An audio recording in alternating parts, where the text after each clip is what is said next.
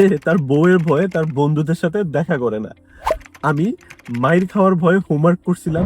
তারা চাকরি হারানোর ভয়ে মিথ্যা কথা বলছে। যখন আমরা কারো ভয়ে কোনো একটা কিছু করি বা করি না, তখন এই টাইপের কথাগুলো কিন্তু আমরা বাংলায় প্রায়ই বলি।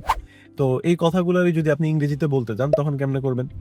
এটা বলার জন্য আপনি ইংরেজিতে ফর ফেয়ার অফ এই ফ্রেজটা ব্যবহার করতে পারেন। তো এই ক্ষেত্রে আপনাকে একটা স্ট্রাকচার মাথায় রাখতে হবে। খেয়াল রাখেন, প্রথমে সাবজেক্ট আনবেন, দেন ভার্ব আনবেন, এরপরে ফর ফেয়ার অফ এটা অ্যাড করবেন, পরে কোন একটা নাউন অথবা ভার্ব যদি বসান, সেই ভার্বের সাথে আইএনজি অ্যাড করে বসাইতে হবে। তো আমি যদি দেখেন এই সেম স্ট্রাকচারটা মেনটেন করে এগুলো ইংরেজিতে করি সেন্টেন্সগুলারে, সে তার বউয়ের ভয়ে তার বন্ধুদের সাথে দেখা করে না, এটার ইংরেজি হবে he doesn't meet his friends for fear of his wife. আমি মাইর খাওয়ার ভয়ে হোমওয়ার্ক করছি, এটার ইংরেজি হবে I did my homework for fear of getting beaten up.